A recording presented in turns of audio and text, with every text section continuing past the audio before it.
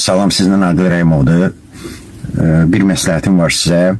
Baxmayaraq ki, qaydalar yol ayrıcılarında bəzi hallarda ötməyə icazə verir.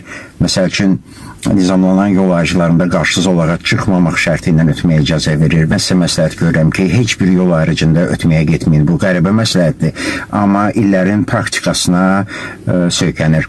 Niyə yol ayrıcılarında ötməyə getmək məsləhət deyil?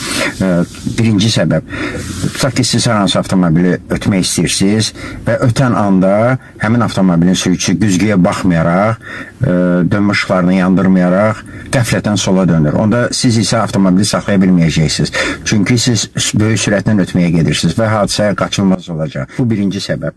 İkinci səbəb ondan ibarətdir ki, tutaq ki, siz hündür yük avtomobilini və yaxud avtobusu ötürsünüz, sağ tərəfinizi qətiyyən görmürsünüz. Həmin avtobusu və yaxud yük avtomobilini ötən anda sağ tərəfdən qırmızı işığa baxmadan, yol ver nişanına baxmadan, stop nişanına riayət etmədən hansısa avtomobil sürətlə gəlir sağdan. Siz onu görmürsünüz. Ona görə də tormuza basmağa belə imkan tapmayacaqsınız. O da sizi görmür, yüksək sürətlə gəlir. Və təsəvvür edin ki, belə qəzada sağ qalmaq şansı çox azdır. Bəs nə etməli? Deyəcəksiniz, Aqil müəllim, bəs hava ötək?